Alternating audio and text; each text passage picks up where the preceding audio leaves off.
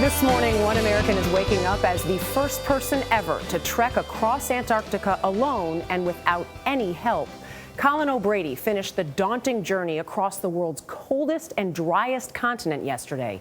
He battled frigid temperatures, whiteout conditions, and roaring winds for more than 900 miles. The feat was a dream come true for an adventure athlete whose life goal is to show others that sometimes you can achieve the impossible. On November 3rd, a Russian cargo plane dropped off 33-year-old Colin O'Brady at the edge of nowhere. He was alone, except for 400 pounds of food and equipment in Antarctica, a place so cold water freezes in midair. This project is for anyone who has been told their dreams are impossible. O'Brady had a mission: to become the first person to trek across Antarctica alone and without help. He also had real-time competition. British Army Captain Lewis Rudd, a more experienced athlete with the same dream, joined him at the starting line.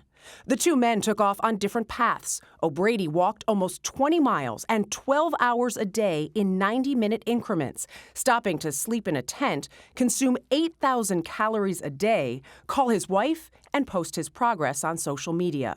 Journalist Adam Skolnick chronicled the race and spoke to O'Brady by phone during his journey. On Christmas morning, he wakes up and he decides to go 32 straight hours, 77.54 miles, all in one shot. It was the final stretch. O'Brady finished first, 54 days after he began, traveling 932 miles in all. He was really humbled. He's really happy for it to be over. O'Brady hasn't always been quick on his feet. 10 years ago, his legs were badly burned in a fire in Thailand.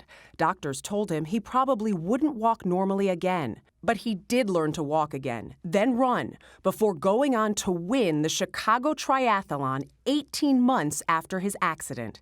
In 2016, he became the fastest person to summit the tallest peaks on each of the 7 continents. I'm on the summit of Mount Everest! A year before embarking on his Antarctic journey, O'Brady gave this TED Talk about what he's learned as an adventure athlete. Achievement is simply for those who never quit. It is for those who put the most steps in front of the others.